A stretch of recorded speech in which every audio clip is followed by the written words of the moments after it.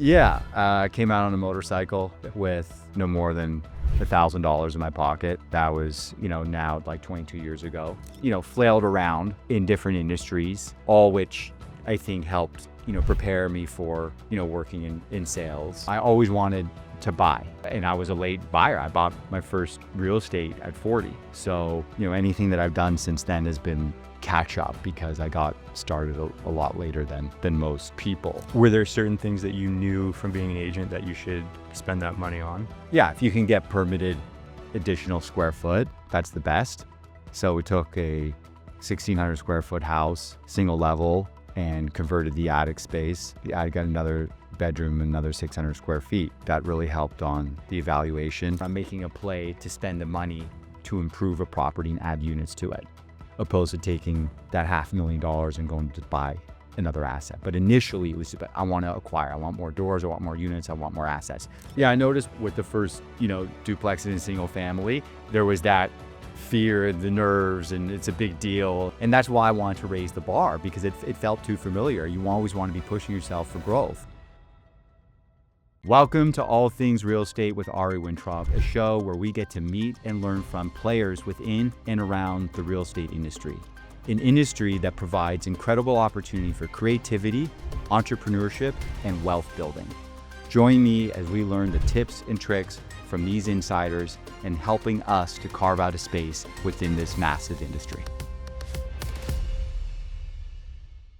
For this episode, wanted to provide a opportunity for the audience to get familiar with me, the host, and the second arm of my business, which is real estate investing in addition to selling real estate. And so for that episode, I'm excited to have Thomas Laud, my right-hand man for 2 years, who I work, side by side with day in, day out, managing the real estate boutique portfolio that I've put together. And so thanks for coming on and interviewing me. Yeah, great to be here. Excited.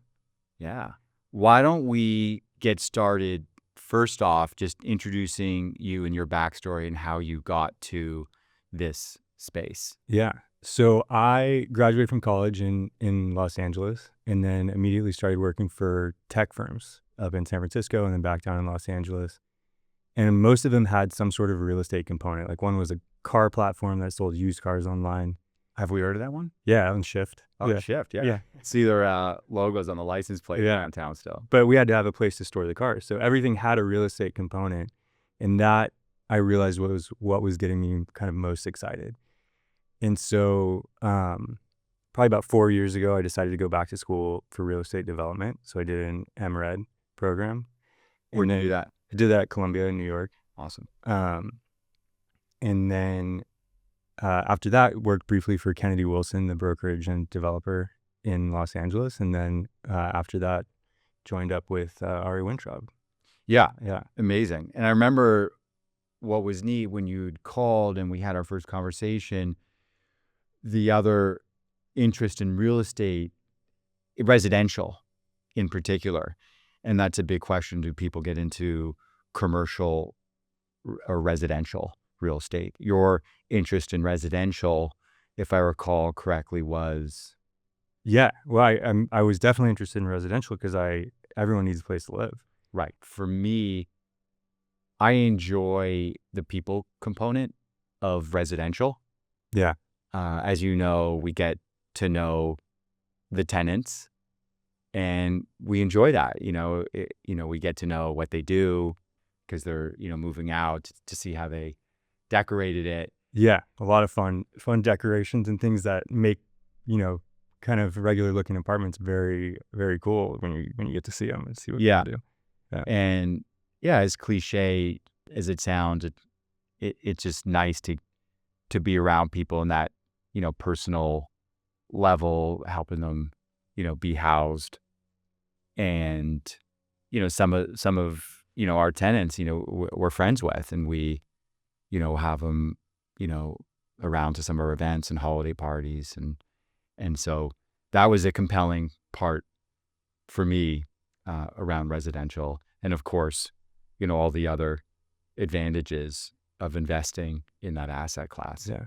I think what was a big draw for me coming from a large firm like Kennedy Wilson was that you have kind of two aspects to your business, right? You've got brokerage, residential brokerage, and you've got your investing portfolio, your multifamily portfolio, which I think is kind of unique, right? And Right. that's I think was that was something that I thought was cool. Yeah, and that was something that was hard for me in hiring, and why I feel so grateful that we connected is because you cover, both of those, segments very well. And I wanted someone that could do both, where in the past I was finding a lot of applicants that were interested in becoming um, a realtor. And that's what they wanted to do. They wanted to sell real estate, and that's where their focus was. So Right. you were starting on this podcast, which is kind of like a quest to learn everything about real estate. Yes. So, and you're already kind of on your way, right? You have a successful portfolio and you're doing well in brokerage.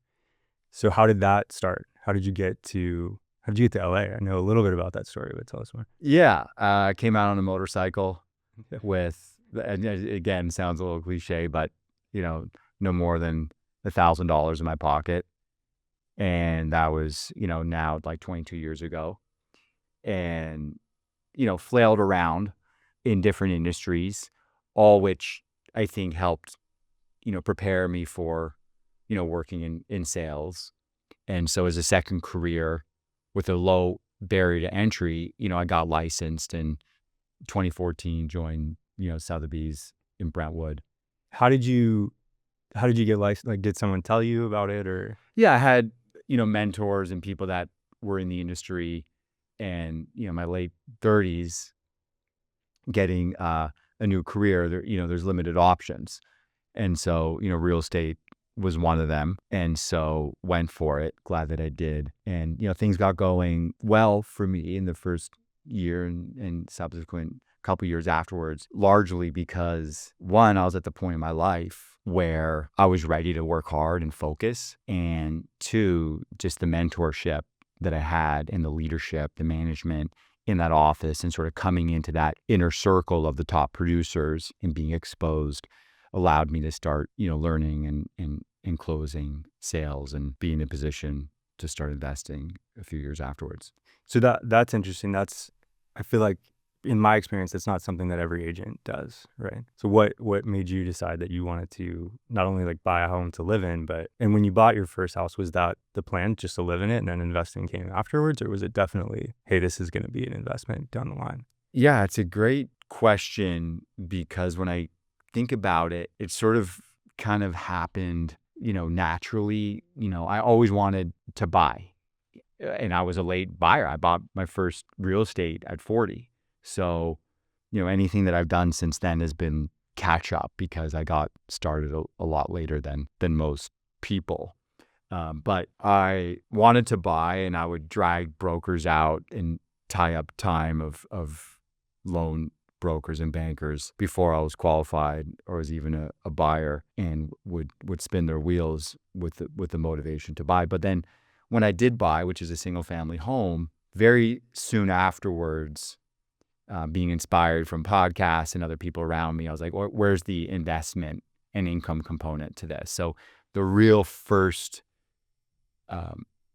bit of passive income or investment to the real estate asset was doing Airbnb within the house that I was living in. So you were living there in like Airbnb a room? Yeah, no, 2 spaces. I had 2 spaces Oh, that I could successfully do it in. And Wait, but where was the house? How did you so pick the house? first acquisition was West Adams in 2016.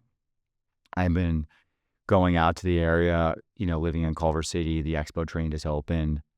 And so I would go out in the area and start looking at stuff on the weekends, just cruise around, and really fell in love with that area because of the charm and its good proximity and this new light rail line. And so, was focused on there. The prices were in my price range, and what I saw as being the only affordable part of the city that was within like 10, 15-minute drive from Beverly Hills or from West Hollywood. So that's why I focused on there and bought the first home there. Yeah. And we should mention that area is definitely up and coming now, but at that time it was a little rough, right? Yeah, it was. And I remember the friend who was an agent that I dragged out to, open up doors and get a showings, a couple times. They felt the need to flee. So where I was showing, and just the neighbors were intimidating and on the porch. And so I was left to walk up the house on my own. And that was what West Adams was, 10 years ago. But fortunately, it's had an incredible growth and worked out very well. And so I've been lucky in that regard. So this house, how did you decide on the house? And then how did you get the deal rather? Like, you had to win the deal. Yeah. And what financial tool did you use to get it? Yeah. Well, that's a great advent of being a realtor and having an understanding what could win deals. So had to position myself with a love letter and to build rapport with the agent. I was the second backup buyer. There was a developer ahead of me. The house was $500,000 and it was a fixer. And so, put the love letter, build rapport with the agent, was just doing a conventional, owner occupied, like 10% loan. And was that through like the FHA or? No, that was not FHA. So like a conventional loan, and, realized, quickly that the first buyer didn't perform. They kind of skipped over the second buyer, and then it came to me and was excited to close it. Nice. Yeah. And then you lived there, you Airbnb'd it. And added value. Right.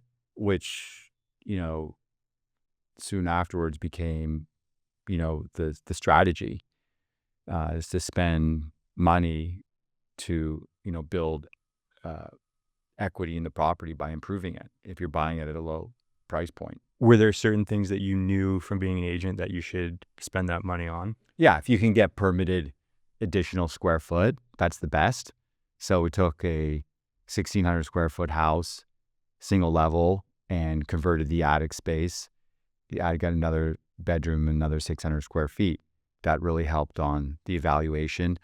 Learned quickly you got to work with professionals. So I'm not a designer, so I'm hiring a designer and architect to choose all the finishes, appoint the house, and that's proved smart because then we get more interest when we're renting it. Yeah, I think that's something that I've noticed in your kind of business strategy that I think is a differentiator or something that I like, is that you use designers a lot. And when I'm showing stuff as like a leasing agent for your portfolio, people are wowed as soon as I open the door. And it's like, that's all the work done. Like I don't have to do much because it looks awesome. It's all Scandinavian in that particular house. Yeah. Like it's got a very, or maybe Japanese, but very like wood finish, like clean. And so each property has that element to it. Yeah. Well, that's good to know that it makes your job a little bit easier. Yeah. But I've definitely committed to that component because the cost of hiring a designer, even if they are just choosing finished materials, and let's say that's, $5,000 in the grand scheme of things, if that's going to make the property, rent for hire, impress an appraiser, and sell for, 10, 15% more of what the next house is, where you just let the contractor go to Home Depot and try to put something attractive together. That for sure, for me, for anyone, and I tell clients, I tell people, if you're renovating your home or if you're renovating an apartment, spend the money to get a consultant to help you design it because it goes a long way. Yeah. So after that house, what was the next move? How did the next one come about? Yeah. So from that one, quickly after, sinking 250,000 into it, it doubled in value. So I was able to pull out equity in a way of a home equity line of credit. And with that HELOC, I had down payment money to buy a fourplex, which was very nearby, and was attracted to that because it came with 2 vacancies, and during the escrow, a third vacancy presented itself. That's interesting. So that's something that in school, I was always kind of taught vacancy is such a bad thing. Like, oh, you don't want vacancy. It seems like you're always trying to control for vacancy.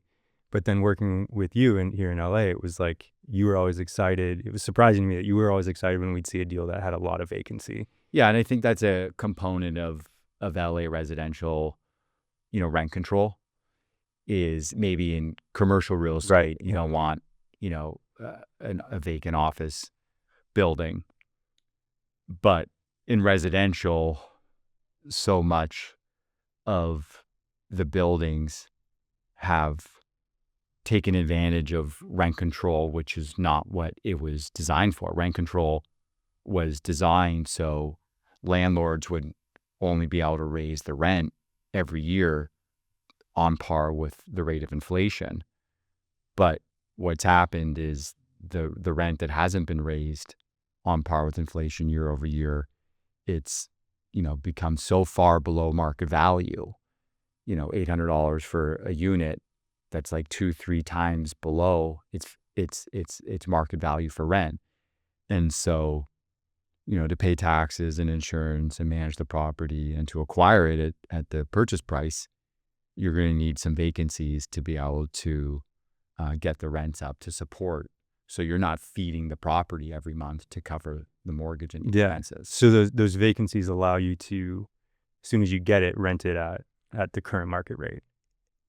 Exactly. Yeah. And so in this particular instance, the building being 4 units had 2 vacancies, and a tenant, wasn't paying rent, and during the escrow and at closing, they vacated the property. So there was a lot of opportunity to value add. We had 3 vacant units. The building was in West Adams, charming fourplex. I became quickly attracted to buildings that had architectural charm, that maybe there was dust on it and you couldn't see that. So you polish that off and you got a great building. We found that tenants coming into a developing area are going to be attracted to cool design. And if you can make a space attractive, they will come to an area that might not be as developed. And so that's what we found in that building. Right away, again, utilizing the skills from being a broker. And that also became, part of the recipe is, we're marketing a rental unit for $2,400 the same way that we'll be marketing a home on the West Side for $2.4 million. I'll use the same photographer. We're going to use a staging company, and we're going to be there for the showings. We're going to pick up the phone, and we're going to arrive and have the property opened up, and we're going to not put it on lockbox or just be like a text, listing agent for a leasing. So that same, level of, marketing, presentation, and service as selling agents we're doing when we're leasing as well. So that is what is, proven successful. Also in brokerage, you got to be very hands-on with your clients, and the same with, the management and the tenants. Yeah. So you got the fourplex in West Adams. So now you got 2 properties in West Adams at that point. What year do you think this was?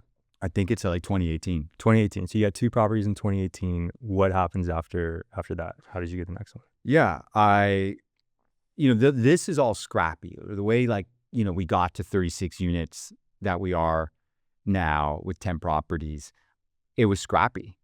I'm not making tons of money, 2, 3, 4 years into brokerage. Yes, 2016, I had a big sale. I had a good year, was able to renovate the first house and afford, the ability to improve the property and get the HELOC. But everything's been scrappy, right? There's no family money, fronting me, here's the money, pays back when you sell it. Although did, have something along those lines, a little bit further on. But initially, everything's scrappy. So I'm looking for opportunities of where I can get the next play. I'm living in this 2,200 square foot 4-bedroom house on my own. And although I am Airbnb and getting a little bit of cash flow there, there's always that question, do you want cash flow or do you want to acquire more assets? Yeah. And so now, years on, I am, for the first time this year, looking to not necessarily acquire more. I'm making a play to spend the money to improve a property and add units to it, opposed to taking that $500,000 and going to buy another asset. But initially it was, I want to acquire, I want more doors, I want more units, I want more assets. I might not be cash flowing because everything is done through leverage. Mm. And so the fact that I'm leveraging to buy more property means that I'm going to have to service that debt and I'm not going to have as much cash flow. So at this point in time, I'm like, yeah, I got cash flow from this Airbnb and this house, but I'm going to move out of that. I'm going to use the FHA 5% down to buy another duplex that I can live in. So we made a case to the lender, although I own something else in the area because they don't do FHA. FHA is not only for first-time buyer. That's a misconception. It's for someone that can own or occupy it. And so we made the argument that I don't need 2,200 square foot on my own. It makes better sense that I'm going to rent out that home and I'm going to go live in a 700 square foot duplex unit.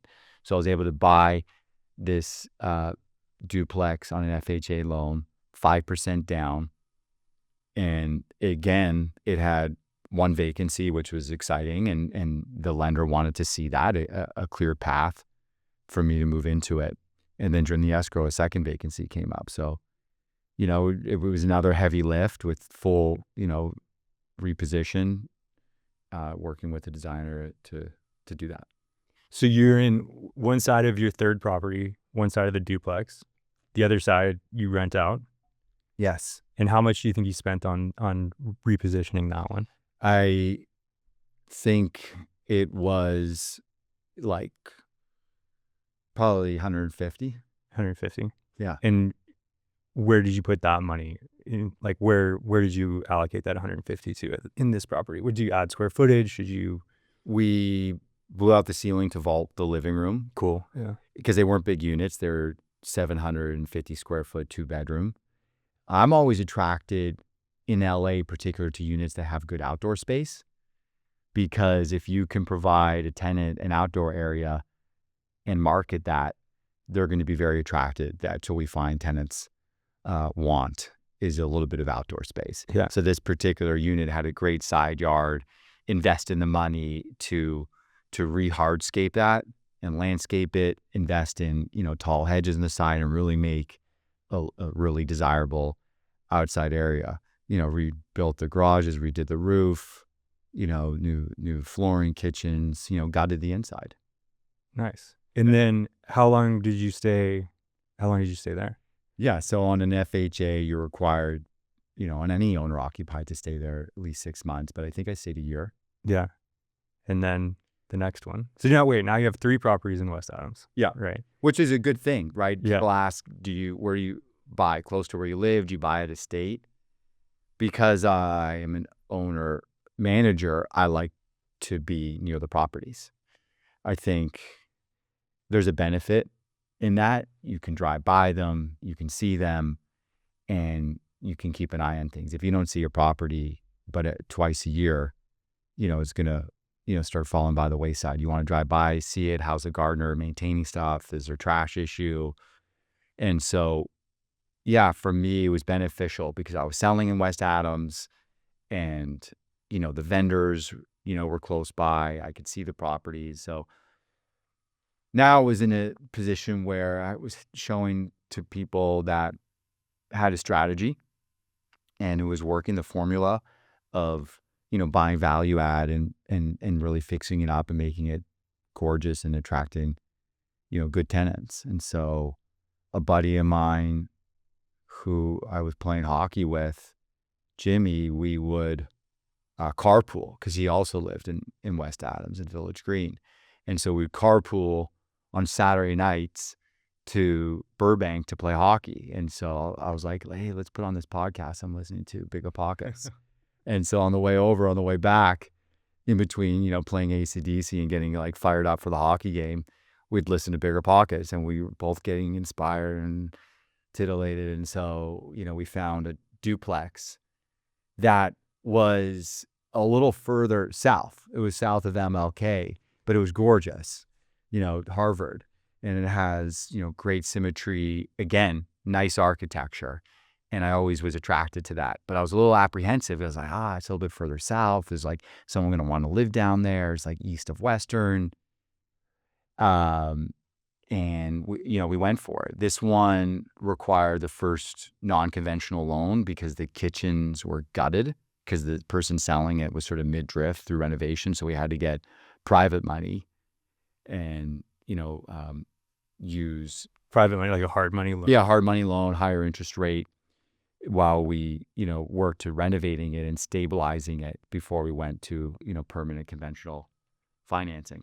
And the benefit there of partnering was, we each brought something to the table. So, Jimmy had not, done any value add. And so, I was able to help improve the value of the property, which, within a handful of years doubled in its value. But I didn't have the liquidity. I didn't have the capital at the time. So, that's the benefit of working in partnerships. When buying, if you could do it on your own and you have the capacity and you have the time to do it, it's great. Do it on your own. You'll enjoy 100% of the upside. But if you don't have all the required, to qualify, down payment money, improvement money, time, then you want to partner, because then you're just sitting on the sidelines waiting until you can do it all on your own. And so in this instance, Jimmy had more liquidity, and so he fronted the improvement money, which totaled, more than we thought. I remember our accountant was like, you guys are idiots, like way overspending $120,000 on a, duplex, just like paint the thing and rent it. But, we've proven that this model has worked. The tenants in that property have stayed a long time. It's actually a funny property because out of the 4 tenants we've had there, 3 of them have conceived and birthed babies. And so there's something magical about this property. But we've had great tenants, household income, over $200,000. They stay a long time. They're great. And so, spending that money proved to be successful, and the partnership proved to be successful, because within a year and a half, we got a long-term, I think we're at like 3.5 or, under 4% interest rate fixed for 30 years. And at that point in time, there was enough equity in it that, some of the cash came out and we were able to pay, Jimmy back. And, we manage the property a little bit more. And so, that's an equal delegation there. But, without that partnership, couldn't have bought that. Nice. You said something interesting when you were talking about picking or choosing that property. You mentioned like the streets that concerned you. And that's something I've noticed from working with you, is that the city very well, especially for someone who didn't grow up in LA. How did that happen? How did you get to know that, like, oh, that one block, I don't want to look at that. That's going to be too rough there. Yeah. I mean, you get to know it by, being out in the car and driving real estate. Grant Cardone, says that in his videos. He's like, you gotta drive real estate. He does it in a Bentley, but you did it in an Audi A3. I did it in an Audi A3. Yeah. But you got to be out driving. I roll down the windows when I drive down the street. I want to hear and smell it and feel it. Just when we go out to a property, you get out of the car. You just get out of the car. Who knows what you're gonna hear or see, or who you're gonna talk to, or who you're gonna talk to. 100%. Yeah. And yeah, we've had that experience recently in Silver Lake. We went out in front of the building and they talked to the tenants, and they said they love living there. Yeah. Unfortunately, it was next to the freeway. And so that's very important, is to getting out and driving. And that's the advantage of being a broker. I'm out in the field all the time anyway, so I get to know neighborhoods. And just someone that likes driving and spend my initial years here in LA driving around and knowing the city. So, that's where that comes from. Nice. Well, what happens after the partnership with Jimmy? You guys have all the properties in West Adams now. And one thing to say about it's such a perfect osmosis, him and I, because we have aligned and invested that building to go to charity. So we've set up our trusts. So whoever, becomes deceased first, the other person, is the beneficiary of the asset. But once they are deceased, the building now we have vested to a charity, to a nonprofit. Which charity? The Midnight Mission. Right. So that's just a great relationship that we both are aligned in that way, that we were able to agree on that. So after Harvard Street in the partnership with Jimmy, what was the next move? I think it was getting into a relationship and realizing they needed another house. A more normal house. A more normal house. We picked up the only building I've ever sold was, we picked up a fourplex, did a full reposition on that, also in West Adams. Wish never sold that, but as the tables turned, needed to liquidate. But worked on that. That was another, great opportunity and learned a lot. Very similar, recipe as the other ones. Yeah, but from there, as life would go, you need to focus on, yourself. I mean, for me, and this scrappy moving from one property to the next, spending, the weekend going to meet the contractors, because, I'm running a real estate sales business at Sotheby's, working 12, 14 hours a day doing that. And so, to do the value add and the management and the leasing of the apartment investments, we need to do that on the weekends or early in the morning or after work. So it's not for everyone, this scrappy way of building this little boutique portfolio. It worked for me because I didn't have up until then a life partner, or when I did have a partner, they were understanding to, the need to service it and to put in the hours. So it's not for everyone. It's not for everyone to live in an apartment building in an up and coming area. But it worked for me, and hopefully in the long run it will continue to pay off. So yeah, next it was, buying a house. And it's incredible with real estate because that's what I love about it. If you buy it, if you're in the game and if you're owner, you can end up doing so many different things with the property, from Airbnb to pulling out a home equity line of credit, to it being a space where you entertain and you nurture your sphere through events at that home, or through charity, or through functions. And so, the next acquisition was a single family home in Brentwood, which then in the future, as we might get to, served as a great vehicle to have more equity and be able to leverage that into other investments. Nice. So this was kind of your first settle down home. Yes. This home in Brentwood. Yeah. Yeah, it was a hot market. People always say you can't buy good things on the MLS. Yeah. I 100% disagree. Yeah. I think I was listening to someone say, I love when people say that because they're going to ignore 90% of the deals. Right. If you just say, oh, I only want off market. Exactly. Like what? Yeah, sometimes something is good on the MLS, but the broker is like a part-time broker, or they're just aggravated by it, or they're out of the area, or there's been some hang up with the trust that's selling it, and they've sort of been on pause. But if you come in at the right time, oh, we're falling out of escrow, we haven't had access to show it for 6 months, but now finally we are.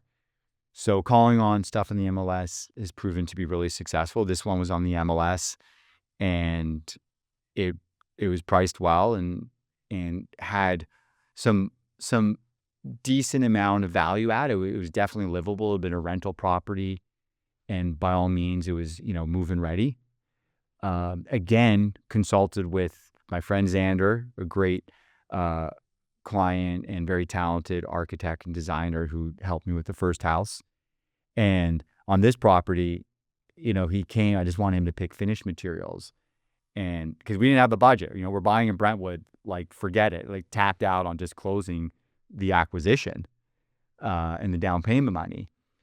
And so he came back and he said, okay, so you're going to move the kitchen, forward, and you're going to relocate and rebuild the kitchen. It's like, no, we're not. No way. He's like, yeah, you have to. This is what you got to do to this house. And so it was great. In retrospect, it was the only way the house should be. You did it. You ended up doing it. Yeah, we had to, Yeah. And so, from there, built in some great equity, enjoyed the house. Unfortunately, went through the hardest personal point in my life was in 2020. The marriage ended very quickly and suddenly, for no particular event, but just not being aligned as I thought we were. And so all of a sudden, had this home. We're in COVID.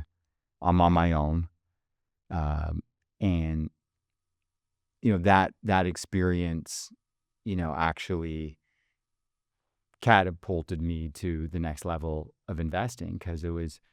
So you got divorced shortly after buying that house in Brentwood. Yeah. You ended up in that house kind of on your own. Yeah. Spending a lot of time in the house. Yes.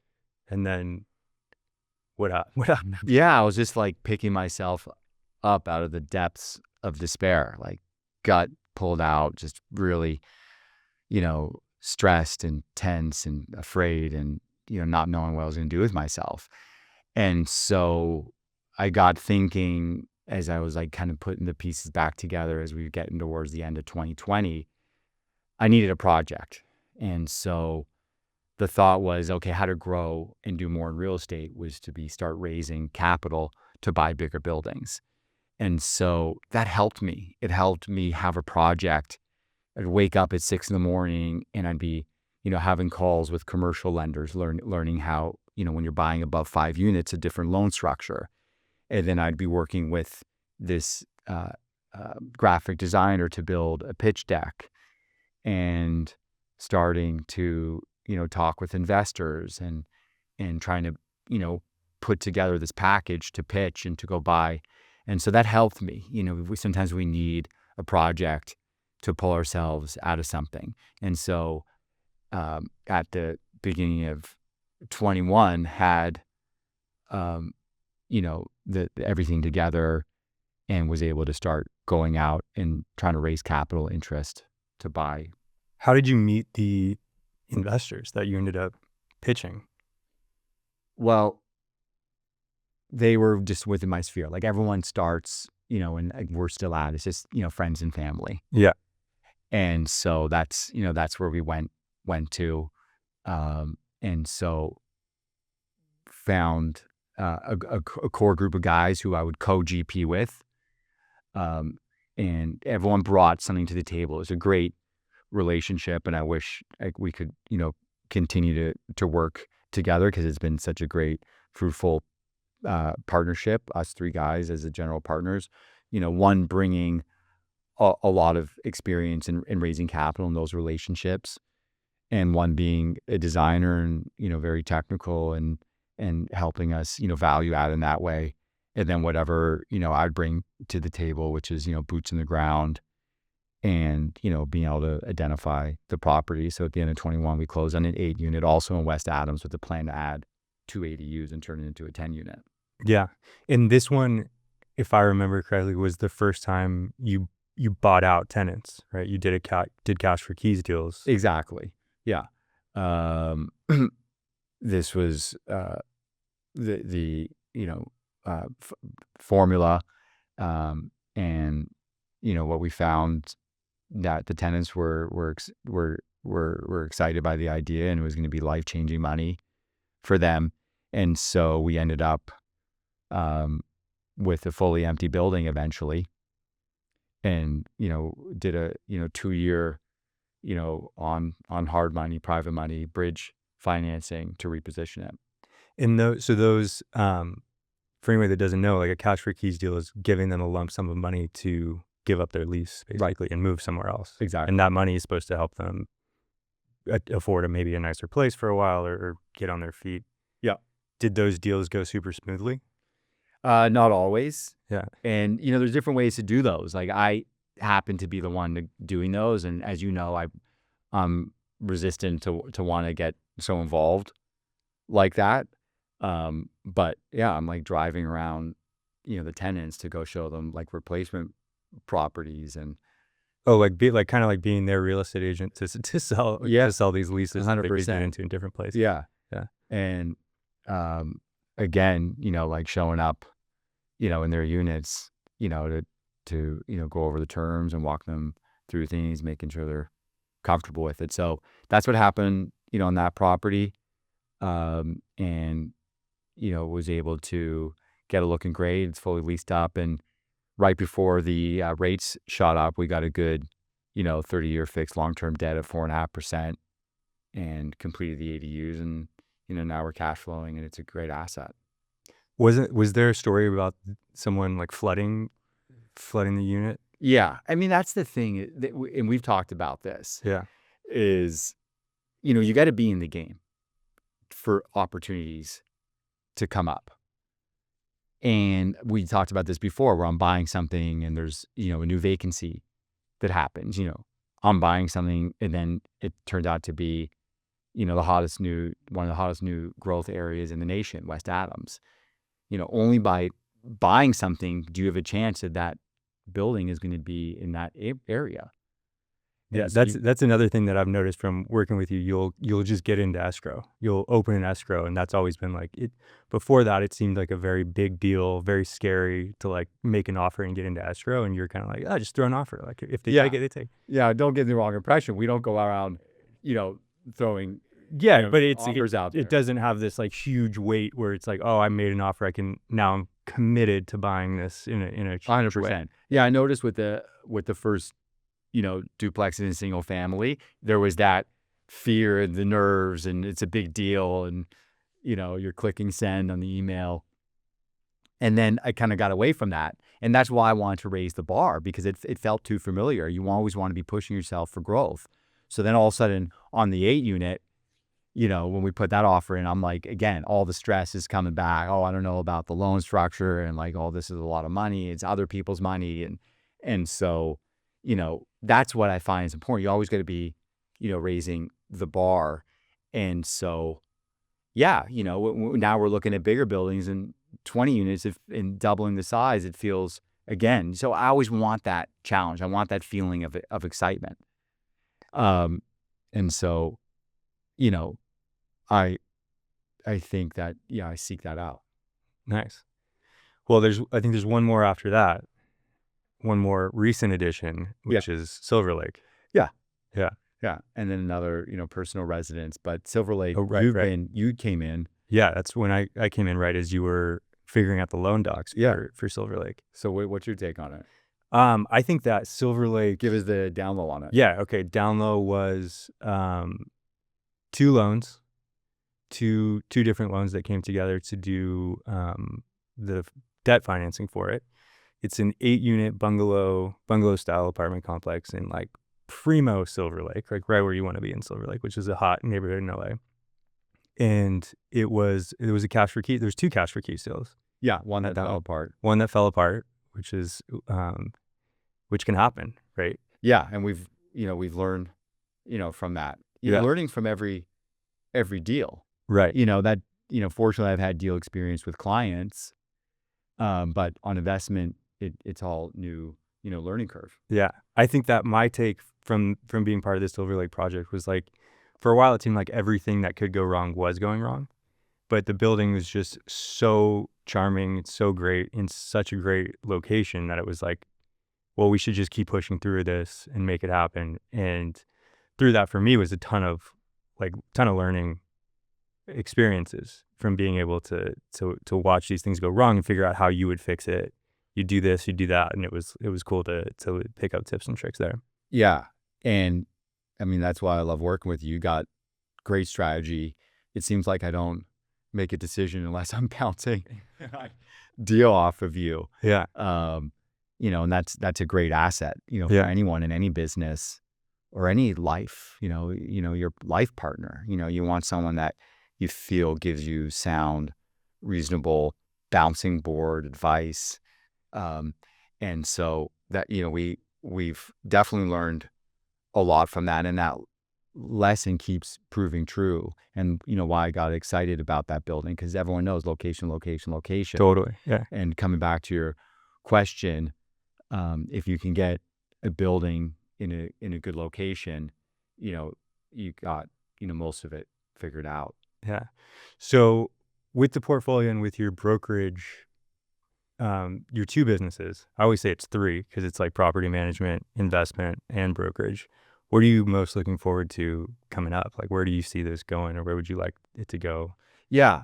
How does this podcast relate into it? Yeah. And I've thought a lot about this over the past, 5 years, 4 years, 3 years, as I've begun to, have more responsibilities in terms of the acquisitions and running the deals and all that goes into being an owner of a building and to the management arm of it. I love doing both. And that's what's so exciting about real estate, is that you can have your arm in different parts of it. And I envision continuing to do both. They feed each other very well. Like just this morning, I was just talking to a prospective seller in Culver City who has a house, but he's got a situation with the tenants. And so, I'm able to come to the table as a listing agent who has experience in, managing, tenants. And so it feeds each other well. And in terms of the vendors and being able to, use vendors for my clients and for our stuff, and having strong relationships and dedication from those vendors, because they know they hear from us often. That's everything. I mean, you and I talk about it, like, always improving and vetting the vendor list, and how grateful we are for just how many incredible skilled work. Oh, so much so. Like, it's amazing. And especially in Los Angeles, you have a lot of like immigrants and immigrant families who just have like these like super talented people that, aren't on Yelp or aren't on these like large, like they're not advertising because they're just small operators for their little businesses. Yeah, we're so lucky. Yeah. In that regard. None of this stuff can happen without those, that support and help. But in terms of going forward, I've decided and committed to having both arms of the business. I love, leasing a client's home and finding them a great tenant. I love listing, a house. I love the transaction, the escrow process. I love nurturing, getting to know people and selling real estate with them. But I also enjoy, running numbers as we do. We do our deal analysis Tuesday nights, and, looking at buying and growing that portfolio, and putting in more management as we continue to enjoy that challenge. What about starting or having this show gets you excited, gets you stoked?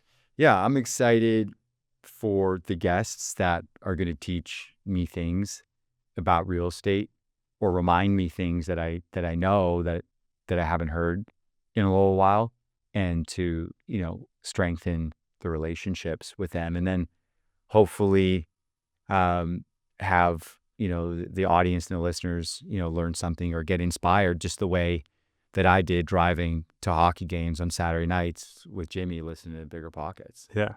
Yeah. That's awesome. Yeah. Cool. What else? What else should we get into? I think we got to get to our first appointment. All right. Wrap this up and see what repairs are on on the docket for our today. list what painters might be locked out of Which units? the houses. So All right, man. Well, thanks for having me. This was well, no, we're going to be having you back because there's a lot more that we can glean from, what you've seen, and we want to, touch base on, your story, and it's exciting to see you stick with this. yeah. Um, and it's just it says so much about you to come in, maybe take a step back and in terms of other,